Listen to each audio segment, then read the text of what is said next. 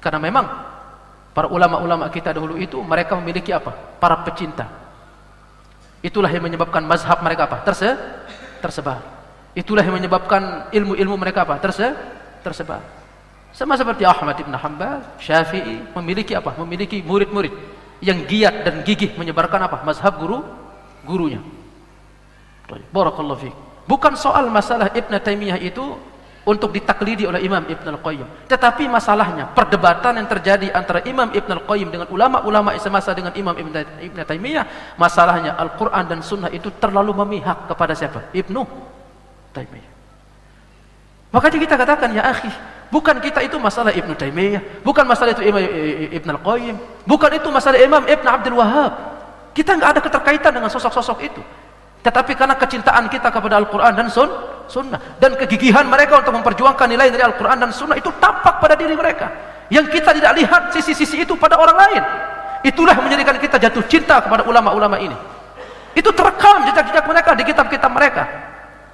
Walhamdulillah, ketika perdebatan tentang al-asma wa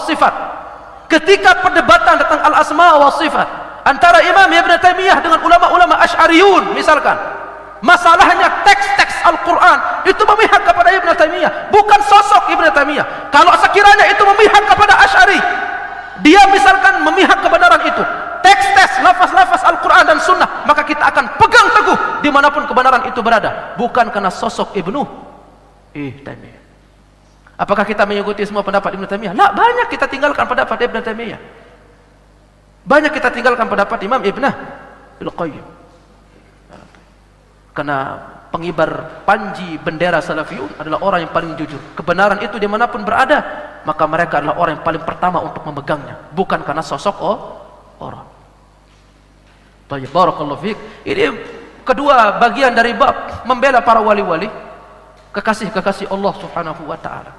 Nah, ini yang antum harus jangan salah fahami ya. Jangan sampai salah difahami. Kebaikan antara Imam Ibn Al-Qayyim dengan Imam Ibn Taimiyah, sampai hari ini nilai-nilai itu sudah hilang dari kita sekarang sebagai murid. Keterhubungan batin antara guru dengan siapa? Antara guru dengan murid itu hilang. Ya, karena berangkat dari apa namanya? Klausul kata tidak boleh taklid. Tetapi tidak boleh taklid sama dengan kurang ajar sama guru. Itu bukan dimaksudkan seperti itu.